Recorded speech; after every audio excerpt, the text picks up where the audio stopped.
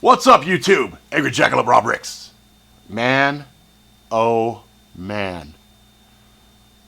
Motherfucking Netflix. Killing it. Netflix. Damn Netflix. Damn Netflix. Back at it again with the motherfucking Daredevil. Oh my god, guys. Oh my god. Shut this off. I was excited to see the new Daredevil. So much in fact, that I'm sleep deprived right now. I'm a little bit tired. I've been busy as shit lately, but I said I got to watch this shit. I got to for my mental sanity. I got to see this shit. I got to check it out. So, I have a new workstation, a new development area. Here, you see a picture right there. And so I was working, and then I stopped, and then I started watching an episode. I said, I'll watch one episode. One episode on the day it popped out, which was the 18th. I watched 8 episodes. I stayed up until I couldn't stay up anymore. 8 motherfucking episodes. Holy shit, people. My lord. So, first off, right out the gate. I didn't know how I was going to feel about the costume because the end of season 1, you see it, and you see him just rocking against, Kingpin. And I'm like, kind of future tech, Daredevil. It's alright, it's cool. But it grew on me. I really liked it going into season 2 here. But, I gotta tell you motherfuckers. Shane from The Walking Dead, this motherfucker right here. When I heard he was going to be the Punisher, I was kind of like, I don't know. Because I didn't like Shane. I did not like him in The Walking Dead. I agreed with some of the shit he said, but I thought he was basically just a fucking snake. I thought he was a motherfucking snake. I didn't like him, motherfucker. But, I am happy to say, holy shit. Leading up to it, I saw an interview where you said, you know what, Punisher is an iconic figure, revered by law enforcement, military, blah, blah, blah. The iconography there is just amazing, and there's this whole following, and I got to give it the respect it deserves. Wow, he brought it. And one of the things that I loved about Daredevil as a show on Netflix is it is fucking brutal. Matt Murdock gets his ass kicked, and you feel it. You're like, oh my lord, this motherfucker's bruised up, beat up. It looks like, his ass is fucking in Fight Club on a regular basis. Like, they the excuses he used to cover up all the beatdowns and shit are just fucking funny as shit. Anyway, it carried over to Punisher. Punisher, man, when he tangles, when he gets down with shit, he gets hurt. But he just don't give a fuck. He is just the motherfucking beast.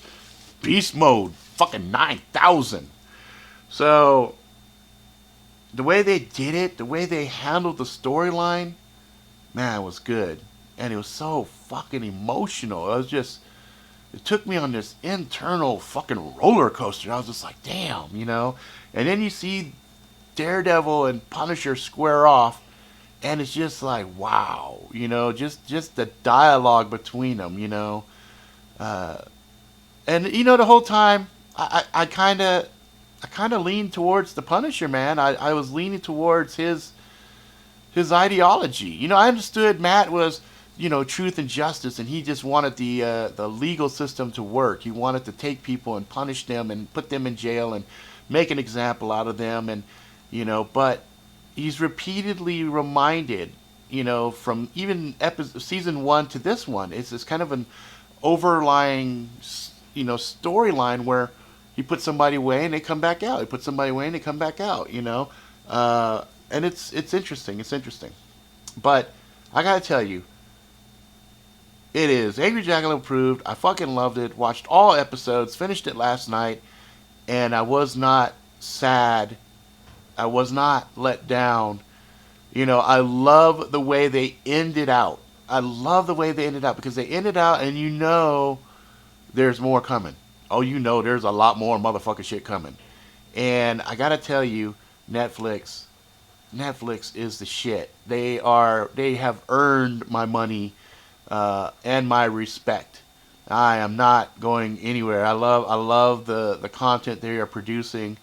I have not finished Jessica Jones yet. That's a little bit more of a, you know, oh yeah, I can pace myself and I can watch it. I've only gotten through I think the first 2 to 3 episodes. But what was interesting was you see some stuff that must have happened in Jessica Jones bleeding into Daredevil because there's people that I saw in Jessica Jones showing up over inside of Daredevil. Not a lot of it, but just enough to put that continuity string in there. And I'm like, man, that's awesome. At the very end of Daredevil, they had a trailer link in for Luke Cage. And that Luke Cage trailer, a little teaser, looked pretty fucking hot too. So I'm really looking forward to seeing how Netflix is going to tie all this shit together into the Defenders. Because I believe that's what I saw, and I'm pretty sure that's where they're going with it. And if that's the case, so we've got Jessica Jones, we've got Luke Cage, we've got Daredevil, we've got Punisher, fucking Punisher. Woo! If they start dropping a series on that, that's another one that's just going to be a marathon watch because Punisher character was deep, multi-layered, just driven, moral code through the roof was just amazing, amazing, amazing. I love Frank Castle. He's just one. He's another one of my favorite characters. You know, I got 4 basic hero characters that I love, absolutely just fucking uber fanboy. So we got Deadpool, we got Daredevil, we got Punisher, and then well, Thanos is not a hero. He's just a character that I love. I'm drawing a blank. There's another character that I like. Oh, Venom. I like Venom. I like how he's kind of that. You know, he's a. I like anti-heroes. They're fun. They're a lot of fun to watch and hear the stories go. And I kind of lean towards those dark anti-heroes a little bit more than I do, you know, the cheesy-go-lucky. I mean, it's not to say I don't like Spider-Man. Spider-Man's all right. X-Men's all right, but yeah, I lean towards those other more extreme characters, and yeah, I think that's yeah, yeah, pretty much. That's kind of like I like the Winchesters. You know, when I watch like stuff like Supernatural, they're flawed. They're not perfect. I like flawed characters. To me, flawed characters are really more relatable to. Um, and you know that's why it was fun watching things like Spider-Man because Spider-Man always had these little things that made him more like a real person as opposed to somebody like a Tony Stark or a Bruce Wayne. You know, Bruce Wayne's fucking conflicted and not perfect by any way, but you know he mitigates that by the fact that he's got just a shit ton of fucking money to operate with. So anyway, Daredevil was fucking great. Elektra, played by this broad right here. Man, I was torn. I was torn. For me, Elektra is super duper bodaciously hot in her own way. And this chick had the swagger. She threw it down. She did what she had to do. But you know, it wasn't she wasn't super hot. You know, and there's some moments where she had just her teeth were a little bit buck, and I think it's just because she's so skinny. She's just so petite. But I noticed as I looked at all the characters, like Matt Murdock, you know, the guy that plays Daredevil, you know, he's not a super handsome guy. In fact, he's got this big fucking nose on him.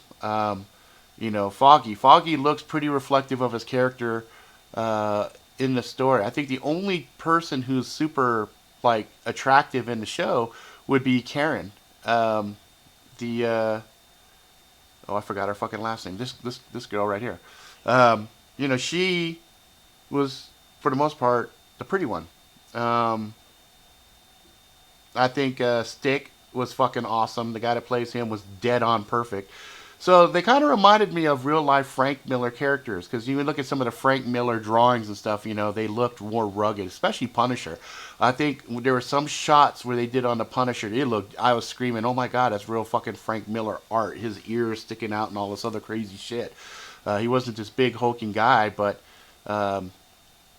he had that presence, and he had that rough, rugged look, and plus all the bruising and all the cuts, and man, it was just a real visceral experience. So yeah, I give it an A plus plus plus plus. It was amazing. It was fucking great, and I can't wait. I can't wait for season 3, because they better do a season 3, 4, 5, 6, 7, 8, 9, 10, 11, 12, 34. I mean, they better just keep that shit going, because it's fucking great. It's fucking great.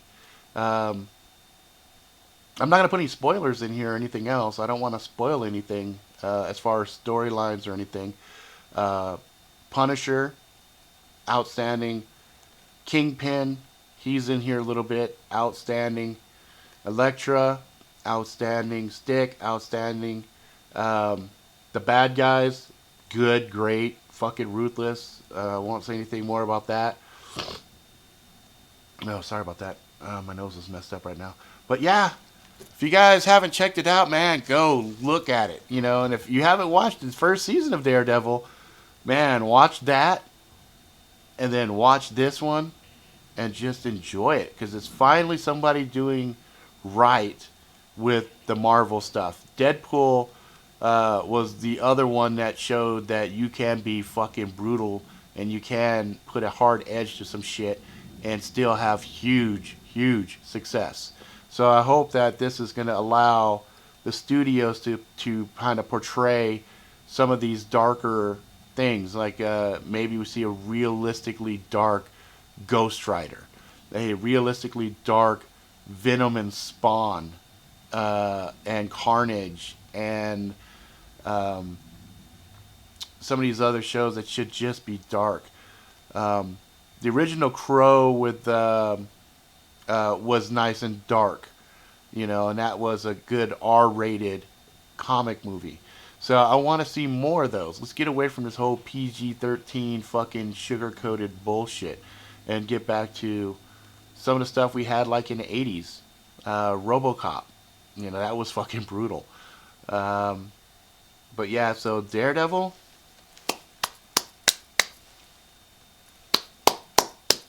huge, huge, huge fan. Love it, love it, love it. Alright guys, that's it for now. If you like it, please subscribe, tell all your friends. Until next time, please be good to each other.